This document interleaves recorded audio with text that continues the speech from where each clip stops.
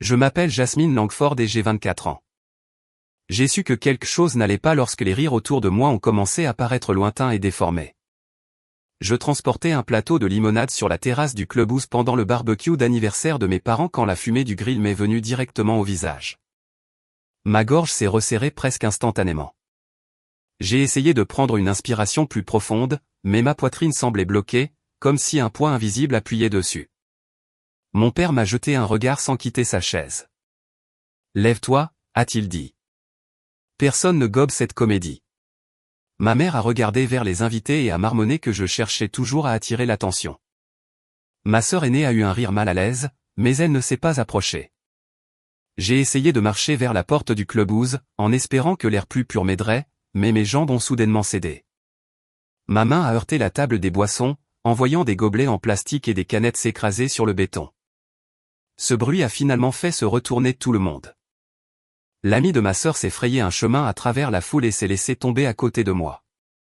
Il m'a regardé lutter pour parler, a pris mon pouls et m'a rapidement éloigné de la fumée. Puis son expression a changé si soudainement que même mes parents ont cessé de parler. « Appelez le 911 maintenant », a-t-il crié. Pendant une longue seconde, toute la terrasse est devenue silencieuse. Mes parents se tenaient figés, leur visage pâlissant tandis que les invités commençaient à les regarder au lieu de moi. Je ne le comprenais pas encore, mais ce silence était le début de l'effondrement de tout ce qu'ils avaient essayé de cacher. Avant que je vous dise ce qu'il a remarqué et pourquoi mes parents allaient bientôt perdre bien plus que le contrôle de leur célébration, dites-moi quel temps il fait là où vous êtes, s'il correspond à votre humeur aujourd'hui, et d'où vous regardez. Je veux voir jusqu'où cette histoire voyage. Le silence a été rompu lorsque l'ami de ma sœur a attrapé son téléphone et a appelé lui-même le 911. Il s'appelait Dr Adrienne Monroe, un pneumologue qui était allé à l'université avec ma sœur aînée, Céleste. Je ne l'avais rencontré que 2 fois, mais à ce moment-là, il m'a traité avec plus d'inquiétude que ma famille ne l'avait fait depuis des années. Il m'a éloigné de la fumée du grill, m'a aidé à m'asseoir droite et m'a dit de ne pas forcer pour parler. Mon père, Michael Langford, se tenait près des jeux de cornhole avec une bière à la main, l'air plus irrité qu'effrayé. « Elle est anxieuse », a-t-il dit. « Donnez-lui 1 minute et elle se calmera. » Adrienne a levé les yeux vers lui.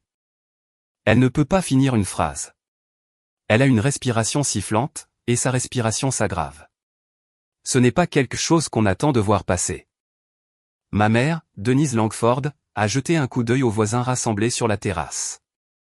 Elle avait passé des semaines à planifier la fête d'anniversaire, des nappes blanches aux photographies encadrées de son mariage. Maintenant, tout ce qu'elle semblait remarquer, c'est que les gens avaient cessé de sourire. « Avons-nous vraiment besoin d'une ambulance devant le clubhouse » a-t-elle demandé. Adrienne l'a dévisagé. « Oui, absolument. » Céleste s'est finalement approchée, mais au lieu de s'agenouiller à côté de moi, elle a chuchoté à Adrienne, « Peux-tu garder ça discret ?» Les gens filment. Il l'a ignoré et a dit au répartiteur exactement ce qu'il voyait. Ma poitrine se serrait à chaque souffle. Mes doigts picotaient et les bords de ma vision commençaient à s'assombrir. Quelqu'un a fermé le couvercle du grill. Un autre invité a apporté une chaise. Le président de l'association des propriétaires s'est interposé entre moi et la foule et a dit à tout le monde de me laisser de l'espace. C'est à ce moment-là que mon père a réalisé que la situation n'était plus privée. Il a posé sa bière et s'est approché avec une expression inquiète apparue trop tard. « Jasmine, ma chérie, essaie de te détendre », a-t-il dit assez fort pour que tout le monde entende. Je l'ai regardé, incapable de décider ce qui faisait le plus mal, la pression dans mes poumons ou la façon dont il m'appelait soudainement à ma chérie parce que des témoins regardaient. Les ambulanciers sont arrivés en quelques minutes, se frayant un chemin sur la terrasse avec des sacs d'équipement et une bouteille d'oxygène. L'un d'eux a demandé qui était avec moi lorsque les symptômes ont commencé. Ma mère s'est avancée. Elle a été submergée. Elle a toujours été sensible. Adrienne l'a interrompue. Elle a dit qu'elle ne pouvait pas respirer. Ses parents n'en ont pas tenu compte. Personne n'a appelé avant que je le fasse. Le visage de ma mère s'est crispé. Ce n'est pas ce qui s'est passé. Le président de l'association des propriétaires a parlé derrière elle. C'est exactement ce que j'ai entendu. Pour la première fois, mes parents ne pouvaient pas contrôler l'histoire. Les ambulanciers ont vérifié mon niveau d'oxygène, ont écouté mes poumons et m'ont éloigné davantage de la fumée. Ils ont posé des questions sur l'asthme, les allergies, les médicaments et les épisodes précédents. Adrienne a expliqué que j'avais été exposé à une épaisse fumée de grill et que j'avais développé une détresse respiratoire évidente. Il ne m'a pas diagnostiqué. Il a seulement décrit ce qu'il avait observé et à quelle vitesse mon état s'était aggravé. Alors qu'il me soulevait sur le brancard, mon père a demandé si l'ambulance pouvait partir par l'entrée de service au lieu de passer par la zone principale de rassemblement. L'ambulancier l'a regardé. « Monsieur, notre priorité est la sécurité de votre fille. » Les invités ont recommencé à chuchoter. Les joues de ma mère sont devenues rouges. Céleste fixait le sol. Je les regardais de derrière le masque à oxygène, et la vérité est devenue claire. Ils n'avaient pas peur de me perdre. Ils avaient peur de perdre le contrôle de leur image. Adrienne m'a dit qu'il suivrait l'ambulance dans sa voiture. Ma mère m'a crié, « Nous viendrons quand nous aurons fini de gérer les choses ici. » Les portes se sont fermées avant que je puisse répondre. À l'intérieur de l'ambulance, de l'oxygène froid coulait sur mon visage tandis que les moniteurs enregistraient chaque battement frénétique de mon cœur. Mon téléphone a vibré à côté de moi. Le premier message venait de ma mère. « S'il te plaît, ne transforme pas ça en un scandale de quartier. Nous avons encore des invités ici. » Je l'ai lu 2 fois avant de retourner l'écran. Alors que la sirène m'emportait, une question se répétait dans mon esprit. Combien de fois m'avaient-ils regardé me débattre et avaient-ils décidé que leur réputation comptait plus? L'ambulance m'a emmené à l'hôpital communautaire le plus proche, à l'extérieur de Kerry, en Caroline du Nord. Au moment où les portes se sont ouvertes, je tremblais si fort que la couverture sur mes jambes bougeait avec moi. Les infirmières se sont déplacées rapidement, connectant des moniteurs, posant des questions et vérifiant ma respiration. Personne ne m'a accusé d'exagérer. Personne ne m'a dit de me calmer pour le confort de quelqu'un d'autre. Cette différence a failli me faire pleurer. Un inhalothérapeute m'a administré un traitement pendant que le médecin des urgences ordonnait des tests pour écarter une réaction allergique, des problèmes cardiaques et d'autres causes possibles de la pression thoracique. Mon niveau d'oxygène s'est lentement amélioré, mais l'oppression n'a pas disparu immédiatement. Le médecin a expliqué que la fumée du grill semblait avoir déclenché un bronchospasme aigu, tandis que la peur et le stress l'avaient intensifié en une grave réaction de panique. Le stress peut aggraver les symptômes respiratoires, m'a-t-elle dit, mais cela ne les rend pas imaginaires. Ce que vous avez vécu était réel, et appeler le 911 était approprié. Je voulais enregistrer ces mots et les rejouer chaque fois que mon père me traitait de dramatique. En raison de la gravité de l'épisode et du fait que je me sentais encore chancelante, ils ont décidé de me garder en observation pour la nuit. Adrienne est arrivée environ 20 minutes plus tard. Il est resté près de la porte jusqu'à ce qu'une infirmière lui dise qu'il pouvait s'asseoir. Il n'a pas prétendu faire partie de mon équipe de traitement. Il a simplement demandé si je voulais qu'il soit là. J'ai hoché la tête. « Je suis désolé », a-t-il dit. Céleste a déjà fait des commentaires sur le fait que tu es dramatique. Je ne les ai jamais remis en question. J'aurais dû. Je l'ai regardé. Tu l'as cru parce que c'est ton ami. Son expression s'est durcie. Je l'ai cru parce que je ne pensais pas que quelqu'un mentirait à ce sujet. La réponse faisait mal, mais j'ai apprécié l'honnêteté. Pendant que les infirmières ajustaient mes médicaments, des souvenirs que j'avais passé des années à ignorer ont refait surface.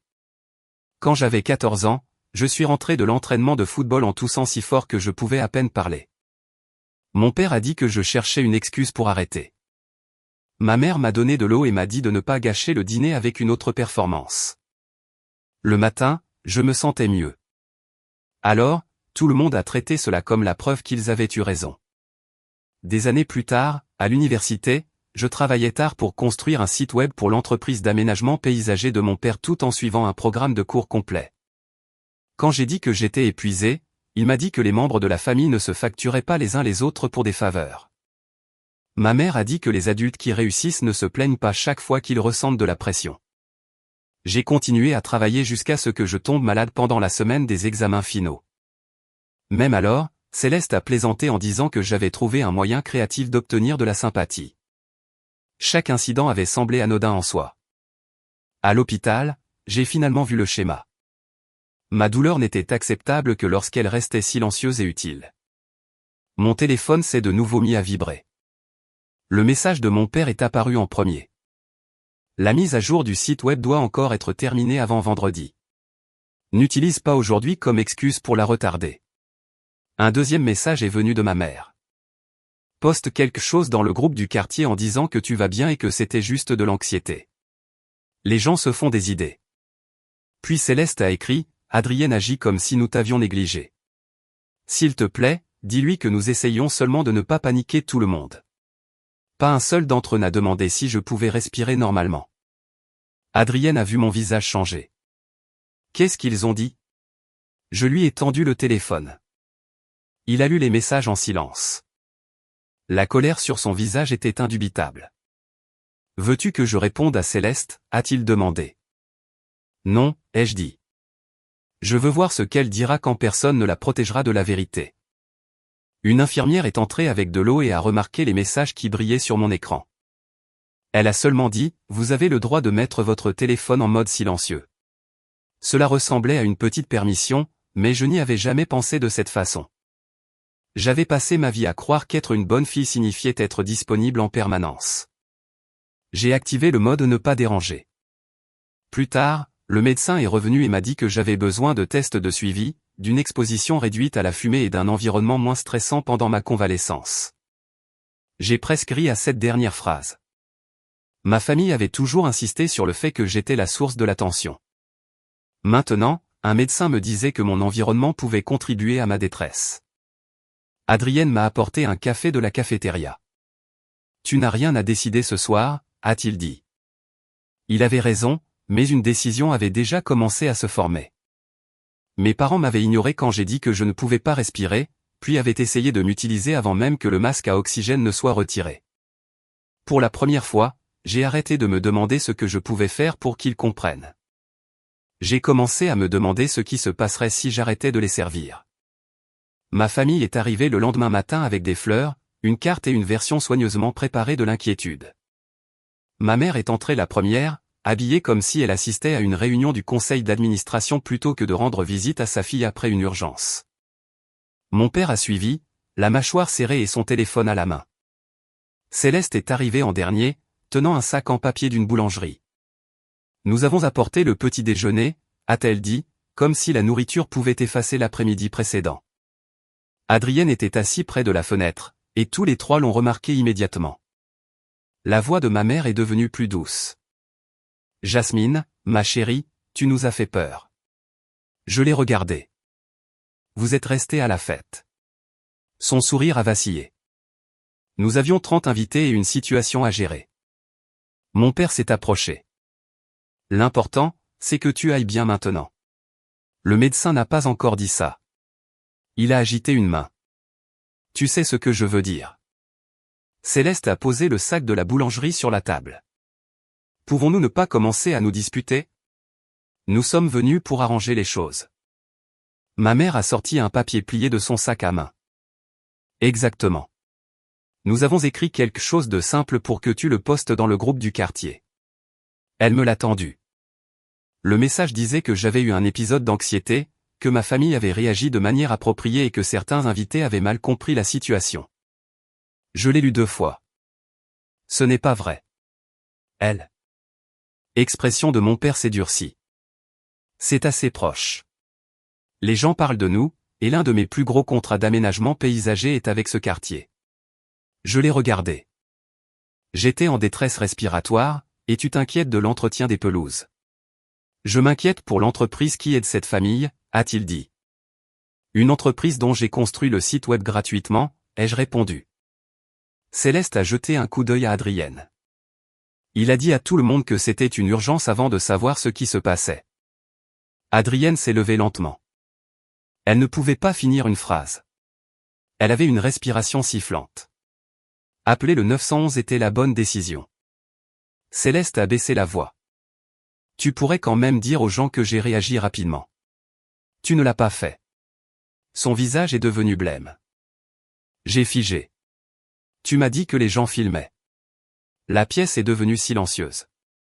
Ma mère s'est interposée entre eux. Cela devient incontrôlable.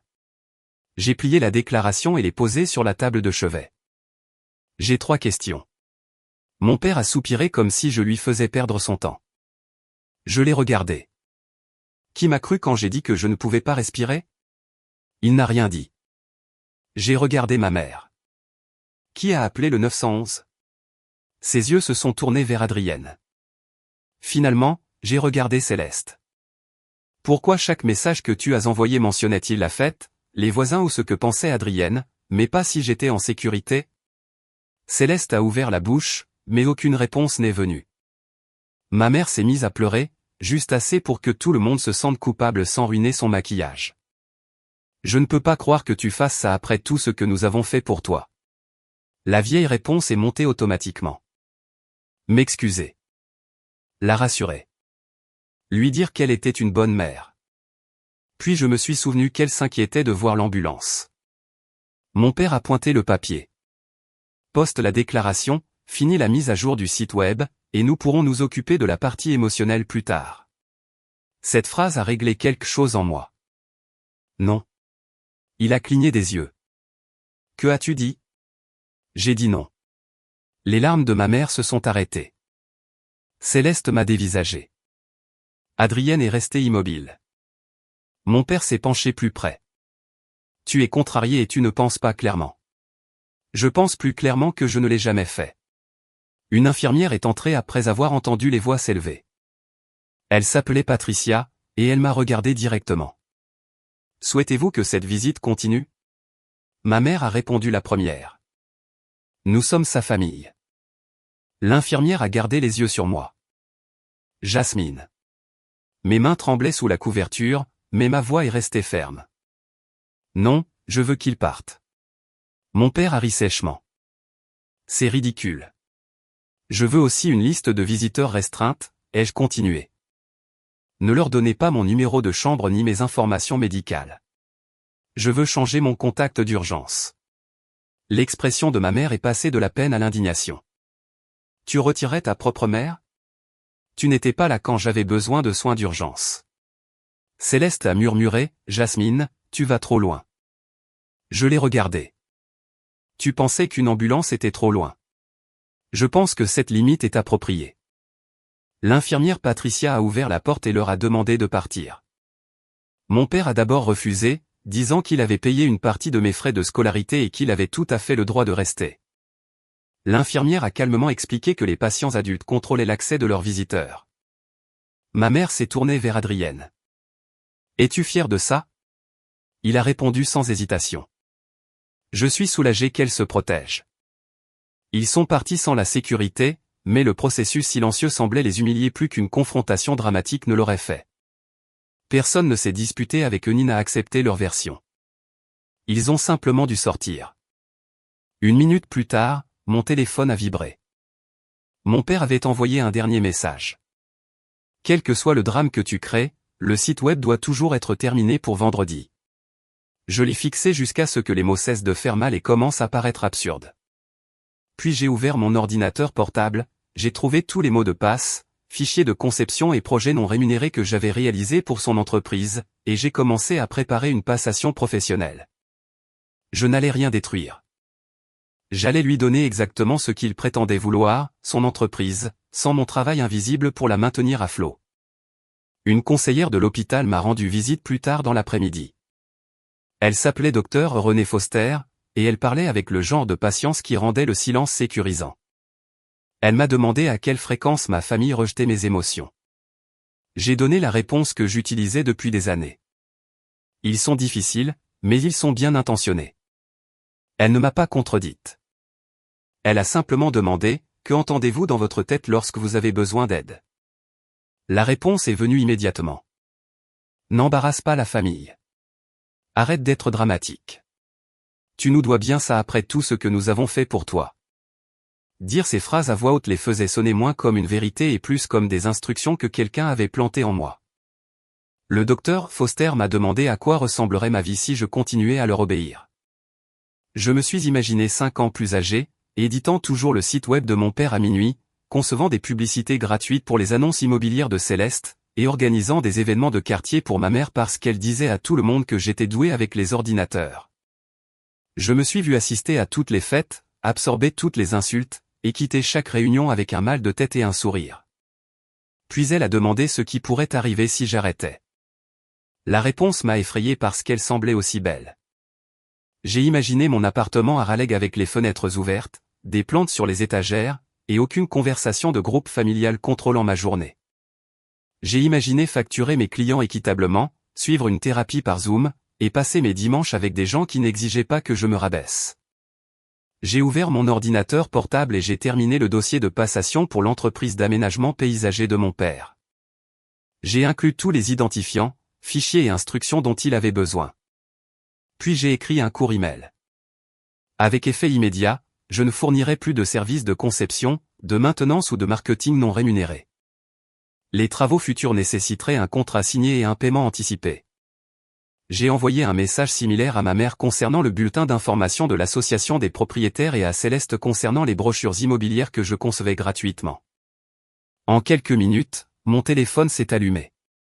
Mon père a qualifié l'email d'irrespectueux. Ma mère a dit que j'abandonnais la famille pendant une crise que j'avais créée. Céleste a écrit qu'elle avait une présentation d'annonce lundi et ne pouvait pas trouver un autre designer à temps. Je n'ai pas répondu. Au lieu de cela, j'ai pris des captures d'écran et les ai enregistrées dans un dossier intitulé Limite. J'ai également créé une chronologie de la fête d'anniversaire, en commençant par le moment où j'ai dit que je ne pouvais pas respirer et en terminant par le départ de l'ambulance du clubhouse. Adrienne m'a aidé à vérifier l'heure approximative de l'appel au 911. J'ai noté exactement ce dont je me souvenais, sans exagération. La vérité était assez forte. Ce soir-là, ma mère a posté dans le groupe du quartier. Elle a écrit que j'avais eu un épisode émotionnel, que ma famille avait fait tout son possible et que les rumeurs nuisaient injustement à l'entreprise de mon père. Elle n'a pas partagé toutes mes informations médicales, mais elle a utilisé mon nom et a laissé entendre que j'étais instable. Certains voisins ont offert leur sympathie. D'autres avaient assisté à la fête et ont commencé à la corriger. La présidente de l'association des propriétaires m'a contacté en privé. Elle a dit que le conseil était préoccupé parce que ma mère avait utilisé un canal de communication officiel de la communauté pour attaquer une résidente et faire pression sur des témoins. Elle m'a demandé si je voulais fournir une déclaration. J'ai envoyé 4 phrases. J'avais dit que je ne pouvais pas respirer. Mes parents n'ont pas appelé le 911. Un invité a passé l'appel après avoir observé une détresse respiratoire. J'ai été transporté aux urgences et soigné.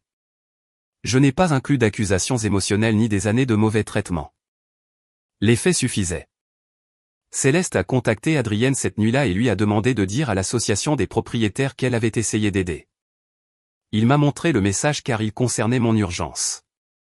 Sa réponse a été brève.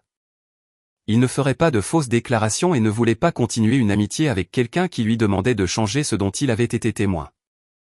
Céleste m'a envoyé un message furieux me reprochant d'avoir ruiné leur relation. J'ai failli répondre, mais j'ai réalisé qu'elle ne s'était jamais reproché d'être restée à côté de moi pendant que je luttais pour respirer. Le lendemain matin, le médecin m'a autorisé à sortir avec des rendez-vous de suivi et des instructions pour éviter la fumée, surveiller ma respiration et réduire l'exposition au conflit. Je m'attendais à un soulagement. Au lieu de cela, je me sentais nerveuse. Les hôpitaux avaient des règles qui protégeaient les patients. En dehors de ces murs, ma famille s'attendait à ce que les anciens rôles reprennent. Avant de partir, la présidente de l'association des propriétaires a de nouveau appelé. Ma mère avait exigé une réunion spéciale pour laver le nom de la famille. Elle voulait que j'y assiste et que je confirme que tout avait été mal compris. Vous n'êtes pas obligé de venir, m'a dit la présidente. J'ai regardé les messages, le résumé de sortie et la chronologie sur mon ordinateur portable. Ma mère croyait que j'apparaîtrais, que je m'excuserais et que je restaurerais son image parce que c'était ce que j'avais toujours fait. J'y serais, ai-je dit. Mais je n'allais pas les protéger. J'allais dire la vérité une fois pour toutes et les laisser y faire face. La réunion spéciale de l'association des propriétaires a eu lieu 10 jours après ma sortie de l'hôpital. À ce moment-là, je pouvais à nouveau respirer normalement, bien qu'une fumée soudaine ou une forte émotion me serrait encore la poitrine. J'avais assisté à une séance de thérapie par Zoom et parlé avec un médecin des tests de suivi. Je n'étais pas complètement rétabli, mais j'étais assez stable pour entrer dans le clubhouse sans baisser les yeux. Adrienne est venue en tant que témoin, pas en tant que mon médecin. Mon amie Léa s'est assise à côté de moi pour me soutenir. De l'autre côté de la pièce, mes parents et Céleste occupaient le premier rang comme s'ils étaient les victimes. Ma mère portait une robe bleu marine et tenait un dossier de messages imprimés. Mon père avait l'air furieux avant même le début de la réunion. Céleste évitait de regarder Adrienne. La présidente de l'association des propriétaires a expliqué que le conseil examinait 2 questions. La première était l'utilisation par ma mère du système de communication du quartier pour discuter d'une résidente et faire pression sur des témoins.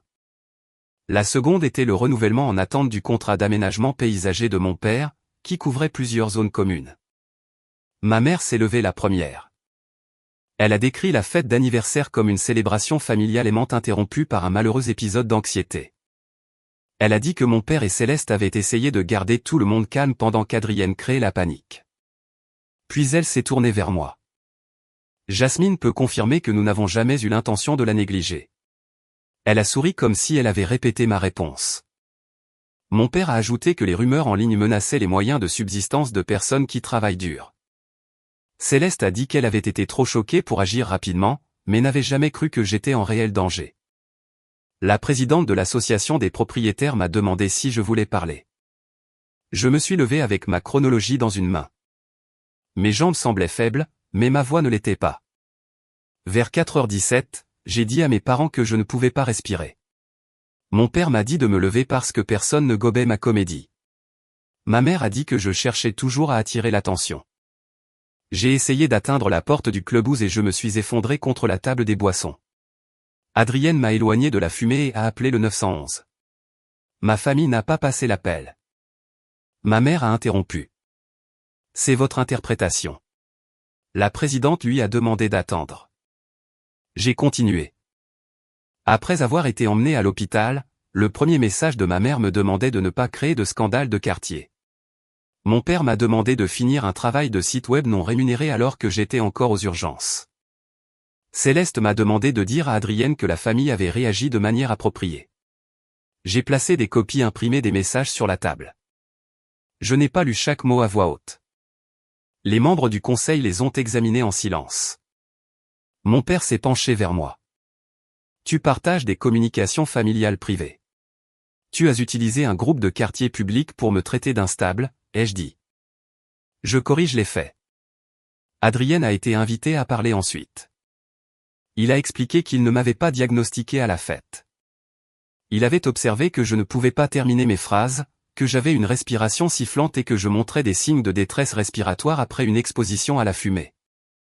Il a dit qu'appeler le 911 était médicalement raisonnable et que ma famille avait tardé parce qu'elle croyait que je jouais la comédie. La présidente de l'association des propriétaires a ensuite fait sa déclaration. Elle avait entendu mon père me rejeter et ma mère se plaindre de voir l'ambulance près du clubhouse. Un autre voisin a confirmé que mon père avait demandé aux invités de ne pas discuter de l'incident car cela pourrait nuire à son entreprise. Ma mère s'est levée brusquement. Oh, tout le monde déforme un moment terrible pour nous faire paraître cruels. Un membre du conseil lui a demandé si elle avait posté que j'avais seulement eu un épisode émotionnel après avoir appris que j'avais reçu un traitement respiratoire. Elle a admis que oui. J'essayais d'arrêter les commérages en blâmant votre fille, a répondu le membre du conseil. Céleste s'est tournée vers Adrienne. Tu sais que j'ai figé. Tu aurais pu leur dire que j'avais peur. Adrienne l'a regardé. Tu ne m'as pas demandé d'expliquer que tu avais figé.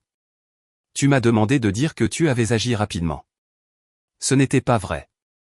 Son visage est devenu rouge. Alors, tu mets fin à des années d'amitié pour une seule erreur. La pièce est devenue silencieuse. Mon père a repoussé sa chaise. Cette réunion est censée porter sur le contrat, pas sur une dispute familiale. La présidente de l'association des propriétaires a hoché la tête. Alors nous discuterons du contrat. Le conseil a des inquiétudes concernant votre conduite envers les résidents et les témoins, y compris des appels dans lesquels vous avez menacé de retirer vos services si les gens n'arrêtaient pas de discuter de ce qu'ils ont vu. Mon père a ri amèrement. Peut-être que je devrais retirer les services. Vous n'avez aucune idée du travail que mon entreprise fait pour ce quartier. Retirez-vous formellement votre proposition de renouvellement, a-t-elle demandé. Il a regardé autour de lui, s'attendant à ce que quelqu'un l'arrête. Personne ne l'a fait. Peut-être bien que oui. La présidente a consulté le conseil. Alors nous acceptons votre décision et chercherons un autre fournisseur. L'expression de mon père a changé instantanément. Le contrat d'aménagement paysager était l'un de ses plus gros comptes. Il s'était attendu à ce que la colère les effraie et les fasse reculer. Au lieu de cela, sa propre menace avait mis fin à la négociation. « Ce n'est pas ce que je voulais dire », a-t-il dit. « Vous l'avez accepté devant le conseil », a répondu la présidente. Ma mère s'est mise à pleurer. « Regardez ce que Jasmine nous a fait. » J'ai senti la vieille culpabilité monter, mais je l'ai reconnue avant qu'elle n'atteigne ma voix. Je ne lui ai pas dit de menacer le conseil. Je ne vous ai pas dit d'utiliser le système du quartier pour m'attaquer. Je n'ai pas demandé à Céleste de faire pression sur un témoin. Je refuse seulement de nettoyer ce que vous avez choisi de faire. Le conseil a voté pour retirer ma mère de son poste de présidente des événements communautaires pour avoir abusé des communications officielles et contacté des résidents pour influencer leurs déclarations. Elle a regardé le résultat comme si les conséquences étaient une trahison. Céleste a murmuré que la réunion était humiliante. Je l'ai regardé. J'ai été humilié en suppliant pour de l'air. Ceci est la responsabilité. Puis je me suis adressé à eux trois. J'avais transféré tous les fichiers et mots de passe liés à l'entreprise de mon père. Je ne travaillerai plus sans paiement. Je ne concevrai plus de matériel pour Céleste ni ne gérerai les événements de ma mère. Il leur était interdit de venir à mon appartement sans invitation. Toute communication devait se faire par email pendant 3 mois. Toute tentative de me harceler, de contacter mes clients ou de propager de fausses affirmations entraînerait une absence totale de contact. Mon père s'est levé et m'a pointé du doigt. « Tu penses que tu peux nous punir parce que tu as eu une crise de panique ?» Adrienne a commencé à répondre, mais j'ai levé la main. « Je ne vous punis pas. Je me retire d'un système qui dépendait de mon silence et de mon travail non rémunéré. » Ma mère a dit, « La famille ne tient pas les comptes. Vous teniez les comptes chaque fois que vous me rappeliez ce que je vous devais. » Mon père a élevé la voix, accusant le conseil de prendre parti et moi de saboter son entreprise. Le gérant du clubhouse lui a demandé de baisser la voix. Il a refusé. Lorsqu'il s'est avancé vers la table du conseil, 2 agents de sécurité sont entrés. Ils n'ont traîné personne dehors. Ils ont dit à ma famille que la réunion était terminée et les ont escortés jusqu'à la sortie. Ma mère a essayé de cacher son visage. Céleste marchait seule derrière eux. Mon père a continué à se disputer jusqu'à ce que la porte se ferme. Je suis resté à côté de la table, écoutant le silence qu'ils ont laissé derrière eux. Ce n'était pas le silence triomphant que j'avais imaginé que la vengeance pourrait créer. C'était plus propre que cela. Pendant des années, leur pouvoir dépendait de moi pour régler tous les problèmes qu'ils causaient. Cette fois, je m'étais écarté. Mon père a perdu le contrat à cause de sa propre menace. Ma mère a perdu son poste à cause de sa manipulation. Céleste a perdu l'amitié d'Adrienne parce qu'elle lui a demandé de mentir. Je n'avais pas détruit leur image. J'avais cessé de la soutenir. Les conséquences se sont déroulées au cours des semaines suivantes. L'entreprise de mon père ne s'est pas effondrée, mais la perte du contrat de l'association des propriétaires a fait mal. Il a dû réduire son budget publicitaire et engager un concepteur de site web professionnel après avoir découvert tout le travail non rémunéré que j'avais fait. Il a dit aux parents que je lui avais coûté des milliers de dollars. Mais la vérité était plus simple. Il avait bâti une partie de son entreprise sur du travail gratuit et avait supposé que je ne cesserais jamais de le fournir. Ma mère ne contrôlait plus les événements du quartier. Plusieurs personnes qui la traitaient autrefois comme l'organisatrice parfaite sont devenues distantes après avoir appris qu'elle avait fait pression sur elle pour qu'elle décrive mon urgence comme une réaction excessive. Elle m'a envoyé un long email disant qu'elle était désolée que j'ai mal compris ses intentions. La majeure partie de celui-ci se concentrait sur le sentiment d'embarras et d'isolement qu'elle ressentait. Je n'ai pas répondu. Des excuses qui protègent l'orateur de toute responsabilité ne constituent pas une réparation. Les conséquences pour Céleste ont été plus discrètes, mais personnelles. Adrienne a mis fin à leur amitié. Quelques personnes de son cercle social étaient au barbecue et savaient qu'elle s'était inquiétée des vidéos avant d'appeler à l'aide. Elle m'a accusé d'avoir retourné tout le monde contre elle, mais je n'avais pas parlé à ses amis. Ils avaient observé ses choix. 3 semaines après la réunion, elle a envoyé un email sans excuse. Elle a admis qu'elle s'était jointe à nos parents pour se moquer de moi parce que cela éloignait leur critique d'elle. Elle a écrit qu'elle avait eu plus peur de paraître ridicule que de me perdre. C'était la première chose honnête qu'elle avait dite. J'ai répondu par 2 phrases. J'appréciais les excuses spécifiques, mais je n'étais pas prête à rétablir le contact. La prise de responsabilité pouvait commencer sans pardon immédiat. La thérapie m'a aidé à comprendre que la distance ne me rendait pas cruel. Mon thérapeute m'a appris à reconnaître les signes physiques qui apparaissaient avant que la panique ne me submerge. J'ai appris des exercices de respiration, j'ai programmé des soins de suivi et j'ai cessé de traiter le repos comme un échec moral. Adrienne prenait de mes nouvelles de temps en temps, mais il n'a jamais essayé de devenir le centre de ma guérison. Il est resté un ami qui avait agi lorsque l'action était nécessaire. Je me suis également appuyé sur Léa, des collègues et des personnes que j'avais négligées en résolvant constamment les problèmes familiaux. Pour la première fois, mon système de soutien ne dépendait pas d'une seule personne pour me sauver. Mon appartement a commencé à sembler différent. J'ai acheté 2 plantes pour la fenêtre et j'ai déplacé mon bureau loin du mur. J'ai augmenté mes tarifs de freelance et j'ai signé 3 clients qui respectaient mon temps. Le dimanche, j'ai arrêté d'assister au brunch familial que ma mère avait qualifié d'obligatoire. Parfois, je faisais la grasse matinée. Parfois, je travaillais dans un café. Parfois, je ne faisais rien. Chaque choix ordinaire prouvait que ma vie m'appartenait. Mes parents ont respecté la limite de l'email uniquement pendant moins d'1 mois. Un samedi matin, l'interphone de l'immeuble a sonné. Mon père a dit que lui et ma mère étaient en bas et voulaient 5 minutes. J'ai regardé par la caméra du hall et je les ai vus à côté de l'entrée avec des provisions et une autre lettre. L'ancienne Jasmine aurait ouvert la porte pour éviter une scène. Au lieu de cela, j'ai parlé par l'interphone. On vous a dit de ne pas venir ici sans invitation. Ma mère s'est penchée vers le haut-parleur. Nous essayons de régler ça. Alors commencez par respecter la limite. Mon père a dit que j'agissais de manière puérile. Je leur ai dit que je mettais fin au contact pour 6 mois parce qu'ils avaient ignoré l'accord. Quand ils ont refusé de partir, le gérant de l'immeuble leur a demandé de s'en aller. J'ai regardé d'en haut ma mère fixer les fenêtres, espérant que j'apparaîtrais. Je me suis éloigné avant qu'elle ne puisse me voir. Bloquer leur numéro a été douloureux. La paix n'effaçait pas le deuil. Je pleurais encore les parents que j'espérais qu'ils pourraient devenir. Je voulais toujours une mère qui entendrait les mots « je ne peux pas respirer » et se dirigerait vers moi, au lieu de vérifier qui regardait. Je voulais toujours un père qui se souciait plus de mon pouls que de son contrat. Accepter qu'ils ne deviendraient peut-être jamais ces personnes était plus difficile que de les affronter. La guérison exigeait que j'arrête de construire mon avenir autour de leur potentiel.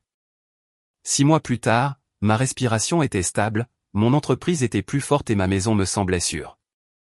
J'ai organisé un petit dîner pour des amis. Personne ne m'a demandé de servir tout le monde. Personne ne s'est moqué de moi quand je suis sorti prendre l'air après avoir senti de la fumée provenant d'un autre bâtiment. Léa a tranquillement fermé la fenêtre et la conversation a continué sans que je me sente comme un fardeau. Ce moment m'a appris quelque chose que la fête d'anniversaire n'aurait jamais pu m'apprendre. Le vrai soin ne nécessite pas un discours dramatique. Il apparaît dans de petites décisions de croire, de protéger et de respecter une autre personne. La leçon la plus profonde que j'ai tirée de cette expérience n'est pas que chaque famille difficile devrait être abandonnée. C'est que l'amour sans sécurité, sans respect ou sans responsabilité ne peut pas exiger un accès illimité. Les symptômes de panique sont réels. Les difficultés respiratoires et la pression thoracique ne devraient jamais être ignorées parce que le stress peut être impliqué. Chercher de l'aide médicale n'est pas une faiblesse et demander du soutien n'est pas chercher l'attention. Les limites ne sont pas une vengeance au sens cruel du terme. Ce sont des instructions sur la manière dont les autres peuvent rester dans votre vie. Lorsque ces instructions sont ignorées à plusieurs reprises, la distance peut devenir nécessaire. Le pardon ne restaure pas automatiquement la confiance. Des excuses ne sont que le début. Un comportement cohérent crée la réparation. Ma famille croyait que la pire chose que je pouvais faire était de les embarrasser. Ils avaient tort. La chose la plus puissante que j'ai faite a été d'arrêter de les protéger des résultats de leur comportement. Je n'ai pas propagé de rumeurs, endommagé l'entreprise de mon père, détruit la réputation de ma mère ou mis fin à l'amitié de Céleste. J'ai dit la vérité, j'ai retiré mon travail et j'ai choisi la paix. Parfois, la forme de vengeance la plus satisfaisante n'est pas de faire souffrir quelqu'un. C'est de construire une vie si saine que leur contrôle n'y a plus sa place. Alors, dites-moi honnêtement, lorsque maintenir la paix exige que vous restiez silencieux sur le mal qui vous est fait, continueriez-vous à protéger l'image de la famille, Ou commenceriez-vous enfin à vous protéger? Merci d'avoir été là jusqu'au dernier moment de l'histoire. Tous les événements sont fictifs et créés uniquement pour le divertissement et la réflexion dramatique. Nous espérons que cela vous rappelle que fixer une limite peut sembler inconfortable au début, mais vivre sans peut vous coûter bien plus que quelques conversations difficiles.